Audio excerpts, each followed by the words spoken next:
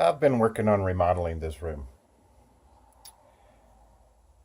Got a couple pieces of furniture in it now. Finished painting it, made the drapes up for it. And this is my concern right now. It's this space right here. I want to put a dresser there.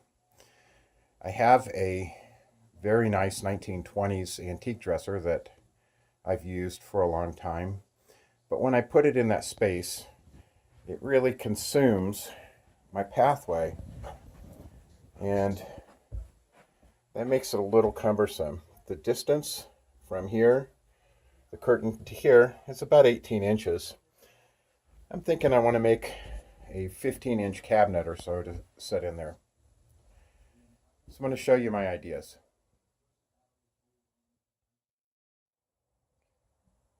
There are tons of videos on how to build furniture. I'm not going to bore you with the details. I'm just going to show you some things that I think are fun and interesting. Well, I forgot how to talk. So this is the side panel and of the dresser that I'm building.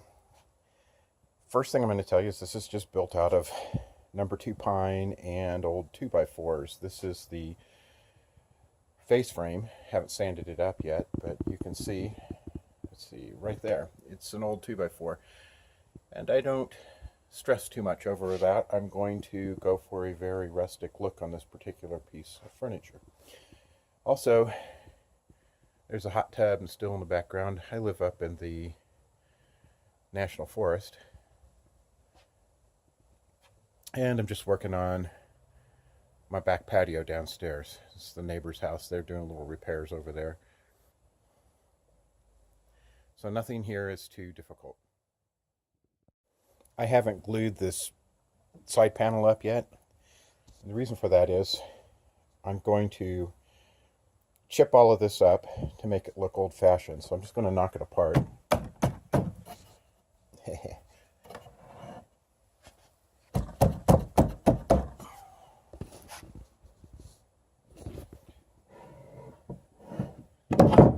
And get all the pieces apart. So this is the side panel. It's dry fit. And this one I've taken apart. This is for the other side. That's actually the left side of the cabinet. You can see I have top and a bottom rail, leg, and the dado in there is to receive the panel. And the panel is simply a 1x12 number 2 pine that I cut a detail in to relieve it, to raise the panel. The next step is to relieve the wood. So using this little planer, I've just chipped up, relieved, I don't know what you would call it, gave it some texture to make it look like it's hand hewn. Not a lot, very small, but when I stain it, that'll stand out quite a bit. This panel is glued. We'll let it set up overnight, and we'll sand it tomorrow.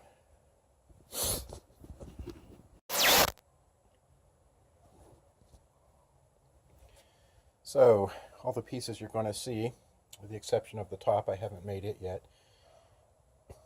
they're all chipped up. The side panels are clamped, top and bottom. They're going to dry overnight, and tomorrow I'll go ahead and start building the cabinet into the shape of a box. So that's that. Very easy way to make cheap wood look interesting. So today is tomorrow, and the pieces are dried. Before I show you those, I'm going to show you something that we're going to correct. This is a spare bedroom that I did a few months ago. This old dresser is, well, look at it get blurry there. It's an old 1920s piece, and it was in the house when I bought it. it was completely thrashed. It wasn't worth trying to stain or make a nice finish piece. It was really rough. Anyway, we fixed it all up. I fixed a couple drawers and the broken leg on it. But let me show you a problem with dressers that we're going to correct in our dresser.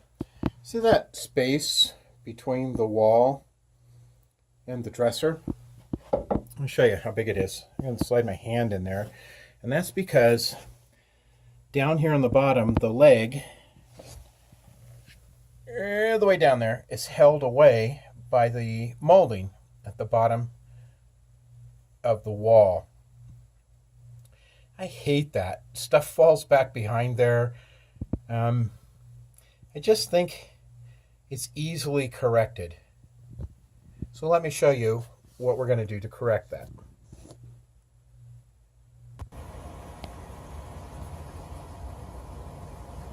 So this is the glued up panel. It's complete, solid, rigid, glued up. It's the side of a cabinet. You can see it's not moving around. Now, it is the day after tomorrow. Yesterday was 70 degrees. It was sunny. Today, when I got home from work, it was 40 degrees. I do live at 6,000 feet of elevation, so I moved this inside into what we like to call the build-up under the house. It's kind of a basement, and this is about a half a basement. And there's the pieces. On the far side, there's one of the sides. On the far side, there's one of the sides. That's funny. And the face frame, and then I've got this side laying on top of it. Now what I'm going to show you is a way to take care of the cabinet staying away from the wall. So we're going to come down the legs. We're looking at them. They're nice and straight because I want a big heavy look. It's all supposed to be a primitive piece. But here on the right side of this picture, you can see that's the leg that goes against the wall. And I've tapered this leg back here, and I've tapered it in 3/4 of an inch. From 7 inches high is 0, and that's 3/4 of an inch that I've removed. Not that much. And that's going to allow the cabinet to slide up against the wall and not stand out.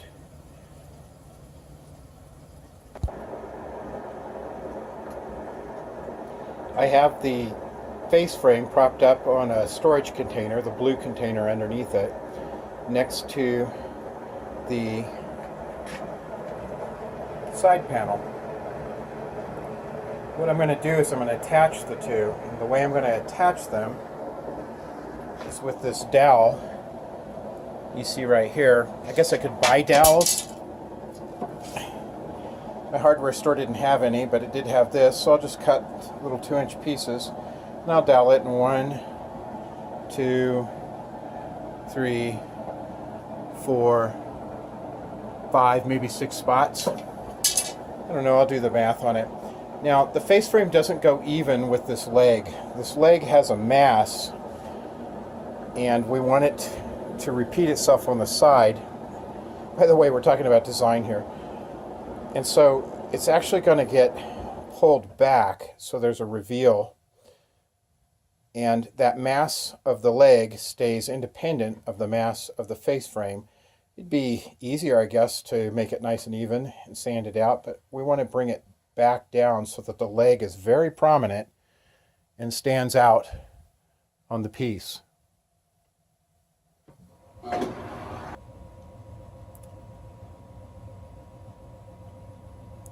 Day number 3, and I'm still down in the build-up. It looks like I'm going to finish this up down here.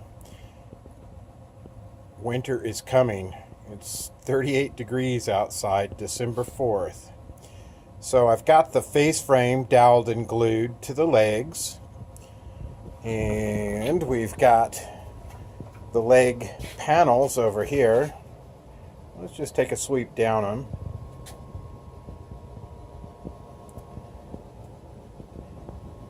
Down at the bottom you can see my taper over there. Well, that's the cabinet set close to the wall, but here's an interesting thing. When you're out in the room looking at it, it just looks like a square leg. That's the look we were going for. I just put the plywood back in the cabinet,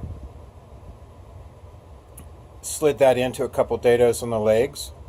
I like to use plywood back there. That's just some grungy old CDX plywood I had laying around.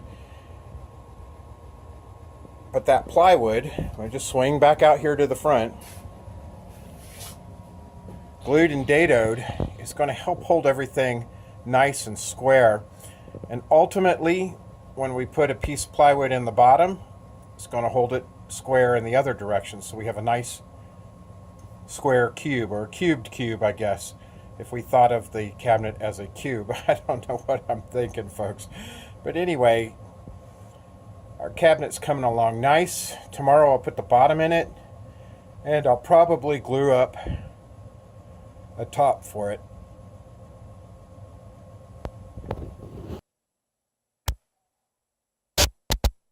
Well, I'm still down in the build-up, and it's getting colder every day.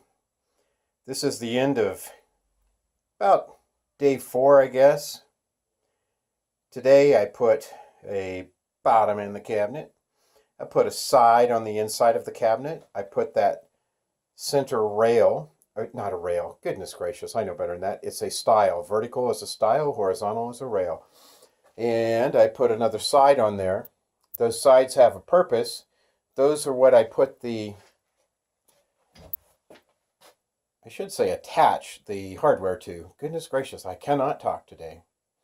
So I could put boards in there, a little cheaper, a little easier, but I had this old junky plywood laying around. The plywood holds the cabinet rigid and square, and it makes it easy. I don't have a bunch of pieces to line up and make straight and all of that. Pretty easy thing to do. I also adds a little bit of weight to the cabinet. I like a heavy cabinet. Right now this one's weighing about 80 pounds. I would guess it would weigh, probably 110 by the time it's done. That when you bump into it, it's not wimpy or anything like that. So the next step is to laminate up a top for it. I've got some old 2x4s back there in the background that have been drying for a long time. I will cut those up and glue them up to make the top. Then I'm going to make some drawers. So we'll see you when we're making drawers. Well, I cut up these 2x4s. You can see they're all scraggly and everything, but we're going to glue them up, and we'll straighten them out in the clamps. It'll dry up nice. I like the big old knots in there. It's going to give a lot of interest to the piece. I've got like another knot down there on the side. Again, this is a primitive piece, folks. So let's go glue them up.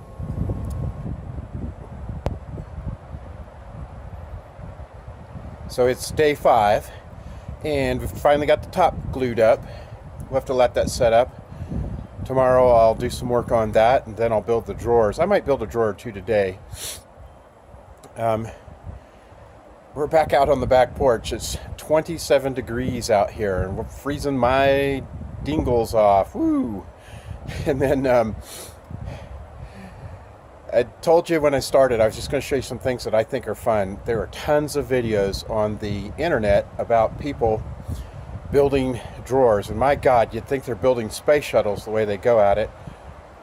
I said drawers, didn't I? I meant chest of drawers, which is what we're building.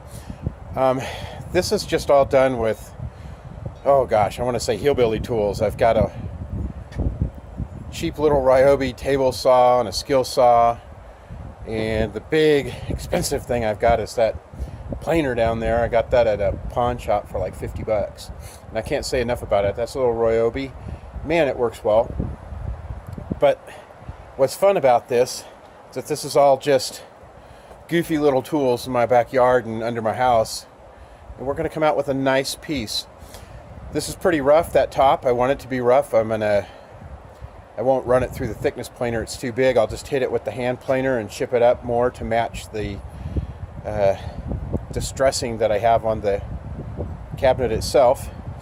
We'll probably router a little detail in it and trim it up. It's too big right now by about by about 3 inches in every direction, so we'll trim it up before we put it on there. Give us some nice straight edges to router, and we'll sand it and ship it. It'll be real pretty. So it's day 6. Now when I talk about days, I'm talking about an hour and a half or 45 minutes a day. It isn't like 8-hour days. I probably don't have 8 hours in this whole project. So I've just planed the top of the chest of drawers. And you can see there's planer marks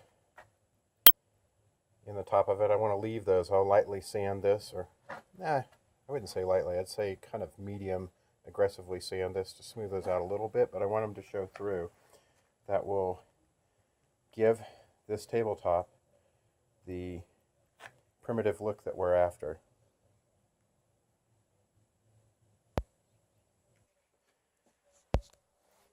So we're back in the build-up. I've got the top on top of the case. And typically, if I were building a finished piece, I would attach it blindly. That is, I'd screw it in from underneath the top, but in this case, I've simply taken a spade bit that's the size of my dowel.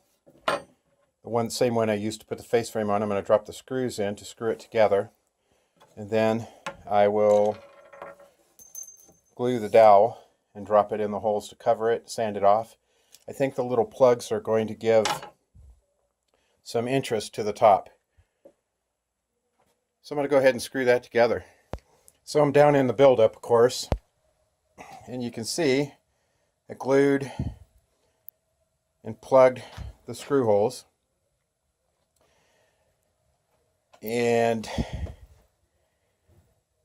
the cabinet itself is about done, except for the drawers and the faces. Right now, I think the next step is I'm going to give this a really good sanding so I can start staining and varnishing it. And I'm probably not going to use varnish. I'll use water-based urethane on it. But anyway, I'll go ahead and sand it. I've got about an hour's worth of sanding to do on this, I would guess. Here's something I'll say about sanding. I had just a wonderful experience about 20 years ago. I met Sam Maloof. He's dead now, but he was probably the best furniture maker maybe ever. And I got the opportunity to talk to him. I think it would be about like if you were a go-kart racer and you were talking to Mario Andretti about racing. But anyway, he said, and he was very adamant, that sanding was the most important thing. He says you're still cutting the wood and you can ruin a piece by sanding it poorly. This piece, of course, will be hard to ruin because it's meant to look a little crude. And I have built, probably bent too, a lot of really nice pieces of furniture in my life. And I've always listened to and remembered what he said about sanding. Anyway, I'm going to stay in focus. Why do you do that to me? I'm going to sand this piece up, and I'll start to stain it and put the sealer on it. And I'll do that in between making drawers. So making drawers is the next step. Plenty of videos on making drawers. I probably won't bore you too much about that other than to show you just a couple things that I think are interesting about drawers, and one little trick.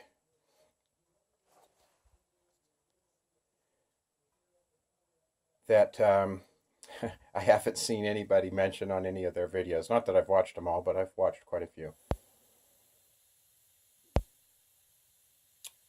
So it's day 7 down here in the build-up, and I'm making the drawers. In fact, this is the last one.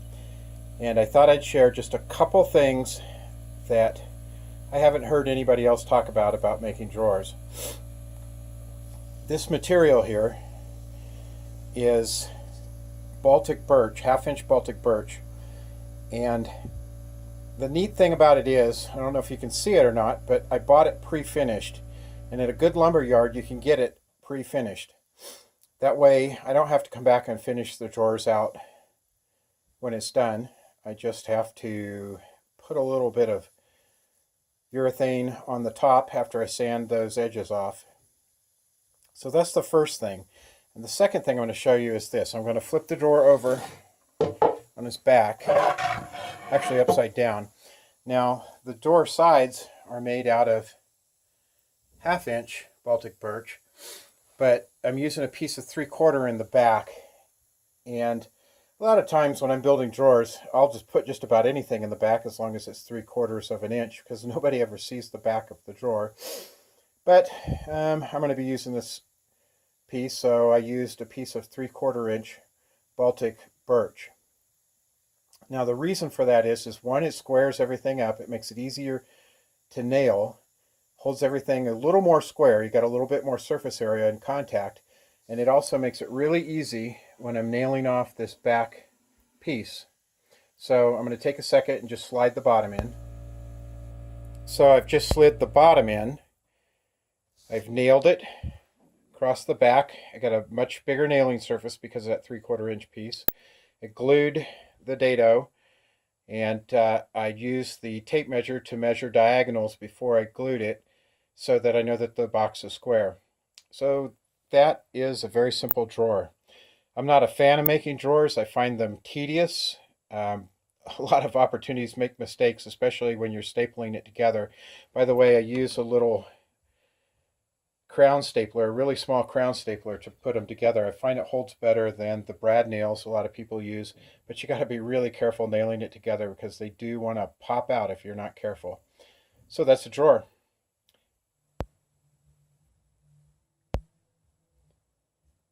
So since we last talked, I hung the drawers, and that afternoon after I put the hardware in, I went ahead and gave the wood on the case a coat of stain. I like this dark stain on junky wood. You can see this is pretty rough lumber. Again, it's old 2x4s and number 2 pine. But because it's dark, it kind of hides the variation in the color, which there tends to be a lot because the wood isn't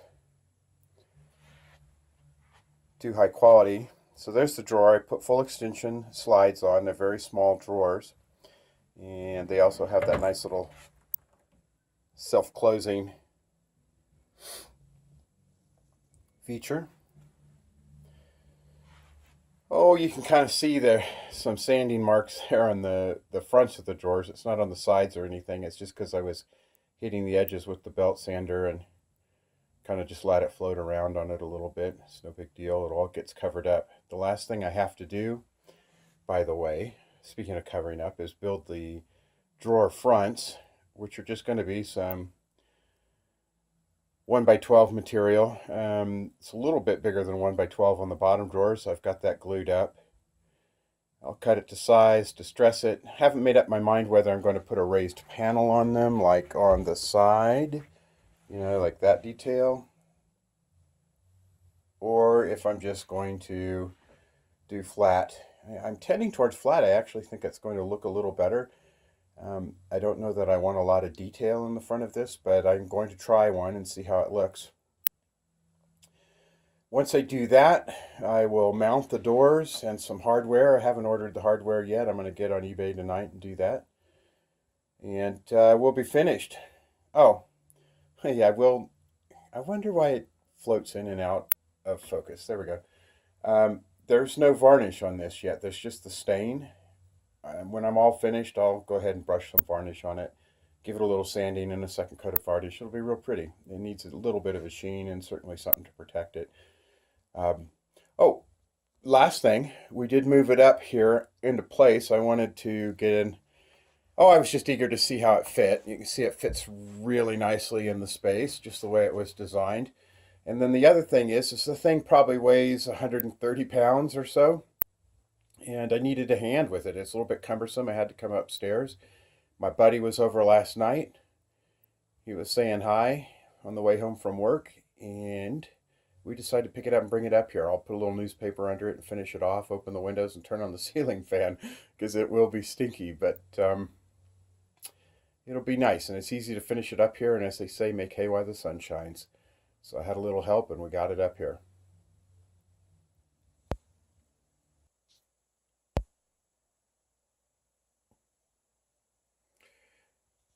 So here's the dresser all finished. It fits in the spot really nicely. And I used this hardware I got off eBay. These were really inexpensive. They were like $1 a piece. I like them. Self-closing doors. Pretty rough look. I like that. That's what I wanted. I rubbed some wax on it. I decided not to use urethane. I really want that old look and feel. You can see I kind of rubbed a teeniest little bit of white into the stain in order to give it that very old look. So let's stand back a little bit. There you go. That's a chest of drawers, a dresser, whatever you want to call it.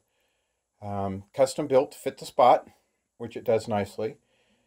Very functional, I think. I don't know. We're going to use it and find out. And made out of pretty crude material, but it's nice. I don't think anybody would have a problem with it. I have total, I try to calculate it up. I have, this is like the 10th day. I did a little work the other day on it and just put the hardware on it and rubbed the wax into it. Gave it a nice sheen. I know it protects it enough, seals everything. Never been a fan of that wax too much, but I did a little bit of sample waxing on it. I like the way it looked. I had a cousin who built furniture, and he used it all the time, and he tended to make pretty crude pieces. Give it a coat of that wax every once in a while. I know that I've had waxed furniture in the past, and I know that a couple of years from now it'll kind of evaporate and wear off, and we need to give it another coat, but that's fine. That is the look I wanted for this piece. You can see I did go ahead and cut the detail in the drawer faces, the raised panel detail. I put the square pieces in there. I liked that look, but they really stood out too prominently. I wanted these drawers to be kind of recessed from everything.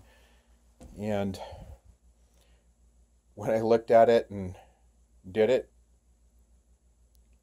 this is the look I preferred. I tried it both ways.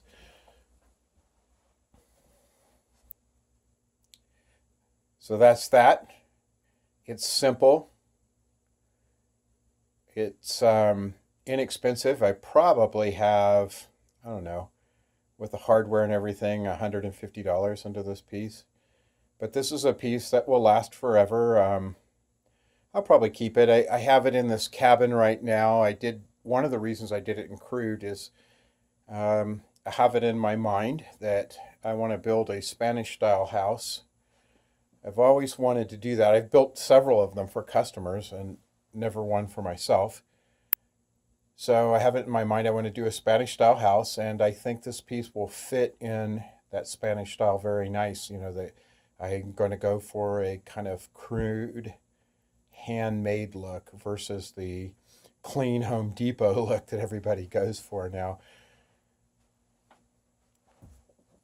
I hope people found something useful in this. I hope that you folks that have watched this progression learned something, I guess. I don't know. I used to be a teacher. I'm not a teacher anymore. I was a teacher for a lot of years. And I guess I never got over it. I kind of wanted to share some information with folks. So I hope you leave a comment. I have other videos online. They're all goofy things that I like to do. And I'm really curious to hear what people say. So please leave me a comment. Thanks.